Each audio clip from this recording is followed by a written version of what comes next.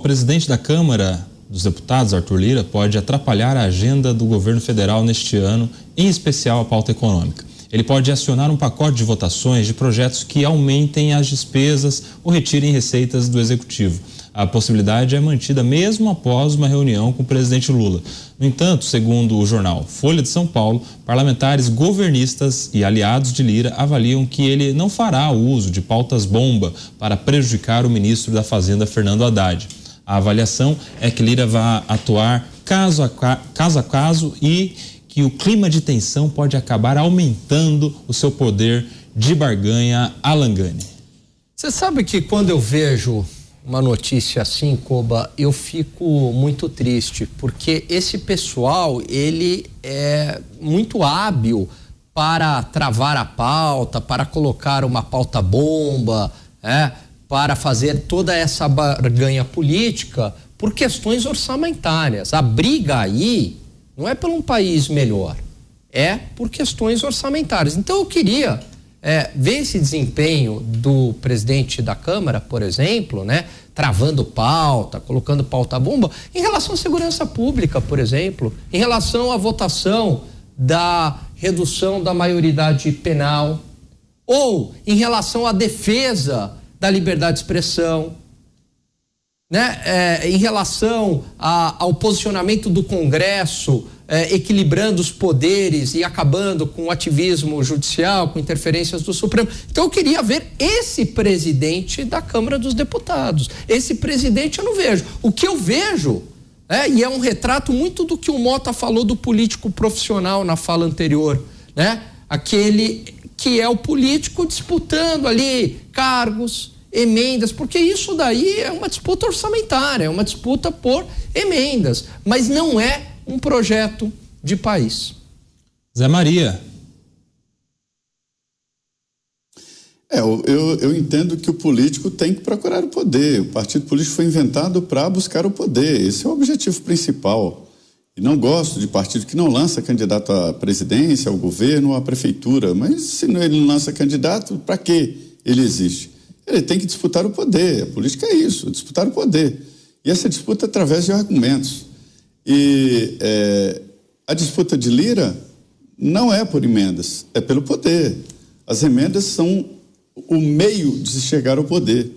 Ele está travando uma disputa muito importante lá em Alagoas com o senador Renan Calheiros, ex-governador, senador, elegeu o filho a governo, elegeu o filho senador, elegeu o sucessor, o governador de Alagoas, e está perdendo espaço. O prefeito de Maceió, o JHC, é da ala do Lira. E o Lira é candidato ao Senado, Então eu tenho ali um dó do povo lá de Alagoas que está no meio de uma disputa assim, De um lado, de um lado o outro. Então é muito complexo. Então o Lira está fazendo um jogo de disputa do poder, não é de emendas. As emendas são o caminho para esse poder. O poder econômico ele já tem, só dá uma olhada a quantidade de propriedades e tal. O Lira é um homem rico, o Renan também é um homem rico. Precisa de disputar o poder econômico, ele já tem. E agora é o poder político que dá mais poder econômico. E esse poder distribuído entre aliados. Essa é a história da política. A política é um negócio. A política é um negócio. Muitos deputados colocam no organograma das suas empresas assim um mandato, era muito familiar, mas só que agora as famílias não querem mais, não tem mais aquele orgulho de antes de mandar um deputado para Brasília. Preferem mandar outro e ter o controle remoto dele. Isso é a realidade, Mas em alguns casos, assim, as famílias têm que ter um representante na política para que o negócio ande.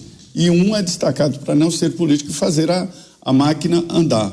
Então, o Arthur Lira não tem esse poder todo se ele não tiver apoio na Câmara dos Deputados. Esse apoio dele, esse poder do Lira, ele vem de apoio de deputados. Se ele não tiver esse apoio, ele não tem poder. Muita gente aposta que esse é um ano onde a disputa está aberta. Com disputa aberta, precisa negociar tudo. E que o Lira terá poderes limitados nessa definição de pauta, nessa definição de decisões do Congresso Nacional. Já existe, por exemplo, uma força no Congresso Nacional que quer que o Congresso tome uma posição sobre os últimos acontecimentos, sobre busca e apreensão na Câmara e no Senado, e principalmente sobre essa investigação da Polícia Federal, né? Sobre esse caso aí da tentativa de golpe e tal, e o Lira não quer essa decisão, mas mesmo assim ele saiu em defesa do PL, ou seja, uma decisão política. Então, esse poder do Arthur Lira vem do apoio que ele recebe na Câmara dos Deputados. Sem as emendas que ele distribui, ele não tem esse apoio.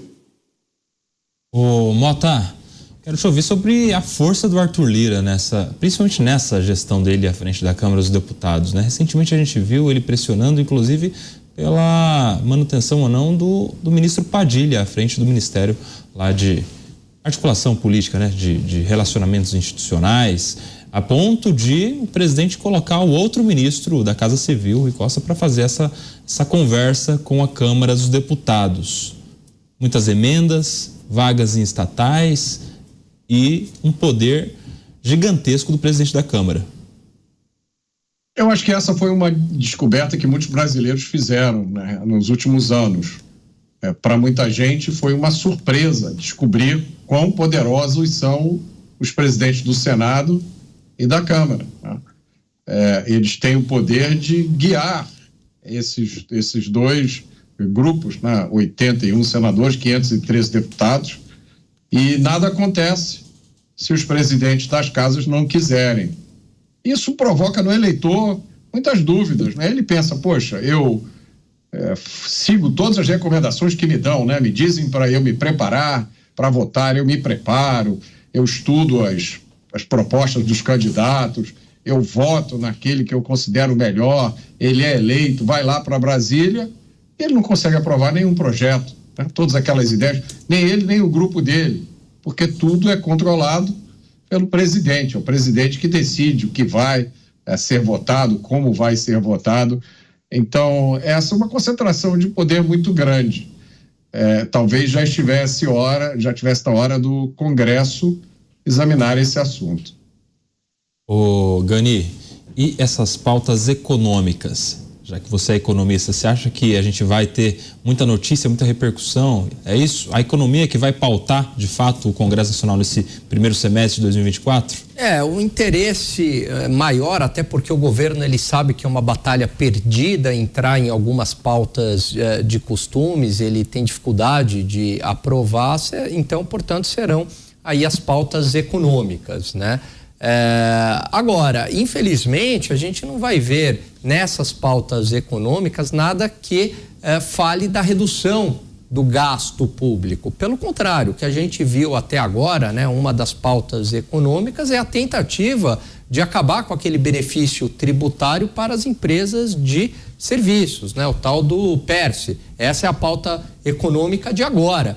Veja, eu não sou aqui como um liberal na economia, não sou a favor de subsídio, mas eu sou a favor do cumprimento dos contratos. Houve um cumprimento, né? Que o prazo seria, se não me engano, acho que até 2027, até porque quando fizeram toda a conta do prejuízo para esse setor devido à pandemia, então eu tenho que compensar, né? Até X anos, né? Não é uma recuperação imediata, que se cumpra o contrato, mas que o subsídio também não se torne permanente. Agora, o que não pode é o governo falar, não, eu quero acabar com o programa porque está tendo muita fraude. Não, que se combata a fraude, né? Seria o mesmo que eu falar aqui, não, vamos acabar com a Previdência porque tem fraude no INSS, vamos acabar com o Bolsa Família porque tem fraude no Bolsa Família. Então isso não se sustenta, né? Agora, pauta prioritária seria uma pauta que ataque o gasto público, mas infelizmente todas essas pautas econômicas, Coba, que irão para o Congresso, elas visam ao aumento da arrecadação, e isso não é bom para o país. Ô Zé, quero te ouvir sobre esse começo de ano do Arthur Lira, porque ele não teve presente lá no ato do 8 de janeiro, né, de um ano do 8 de janeiro, ele não esteve presente na abertura do ano judiciário no Supremo Tribunal Federal, mandou o vice-presidente da Câmara, o deputado Marcos Pereira, e na abertura dos trabalhos no Legislativo ele fez algumas afirmações fortes, inclusive. Ele falou, abre aspas, não subestimem este parlamento, fecha aspas, entre outras afirmações assintosas, reafirmando a autoridade do poder legislativo. Como é que você está vendo essa postura, esse perfil do Arthur Lira no início de 2024? Pois é, e a resposta foi que nenhum presidente de poder foi na abertura do ano legislativo, né, da sessão legislativa. O presidente Supremo mandou o Edson Fachin, o ministro Edson Fachin, o presidente Lula mandou o Rui Costa, né, ministro-chefe da Casa Civil, e pronto, foi uma sessão bem esvaziada ali. Mas o discurso foi realmente surpreendentemente forte, ninguém esperava na abertura do ano legislativo um discurso assim, mas é uma demonstração de que só grita aqui quem está perdendo. Quem não está perdendo não grita. Esses poderes dos presidentes da Câmara e Senado não surpreendem. Na verdade, foi uma construção. O Congresso Nacional vem ganhando poderes, primeiro o poder econômico, né? No governo Fernando Henrique Cardoso, todos os recursos eram centralizados no plano plurianual e ficavam presos no próprio governo para gastos. O Lula descentralizou e deixou as verbas orçamentárias soltas e os ministros estavam usando. O Congresso viu aquilo ali, foi lá e captou o orçamento. Então, veja bem, o Congresso tem hoje 50 bilhões de reais de 126 bilhões que são os recursos discricionários do orçamento. É o orçamento real, é onde se pode mexer. Para lá, para cá, são esses 126 bilhões. E o Congresso tem 50 bilhões. Além disso, o Congresso Nacional ganhou o poder de pauta. Antes, 84, 85% das pautas votadas no Congresso eram do Poder Executivo, através de medidas provisórias e através de propostas de lei, projeto de lei com urgência constitucional. No ano passado, 75% dos projetos origem no Legislativo. As medidas amontoadas, não votadas, enfim, ganhou também o poder de pauta e ganhou o poder político. A expectativa é de que esse crescimento do Congresso Nacional leve exatamente a uma possibilidade futura do Senado e do Congresso barrar o Supremo nesse agigantamento aqui, nessa hipertrofia real da Praça dos Três Poderes. Veja bem que o próprio Supremo deu ao presidente da Câmara e ao presidente do Senado o poder absoluto de abrir um processo de impeachment ou não. Ninguém nunca tinha pensado nisso, foi o Supremo que deu. Então, um presidente da Câmara aliado, não existe impeachment, porque o presidente não abre o processo e pronto.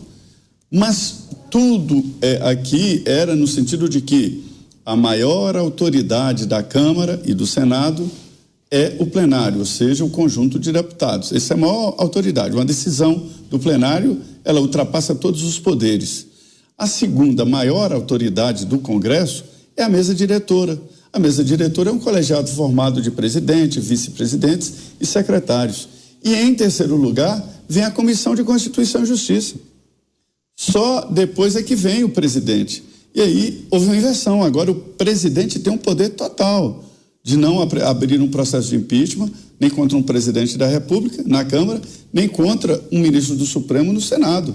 É o presidente que decide. Se o presidente aceitar um pedido de impeachment de um ministro do Supremo, a lei é clara. É a mesma história de impeachment de presidente da República.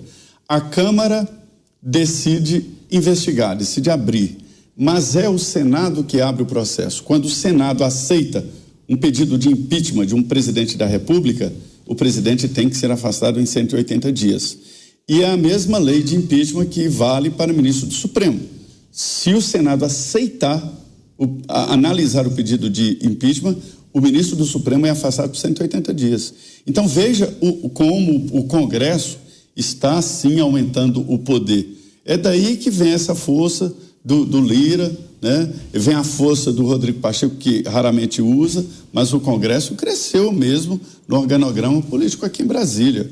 Está realmente crescendo e é constante. Pergunta se é fácil voltar. Não, ninguém volta de novo para a caixinha, ninguém entra de novo no armário. Saiu, acabou.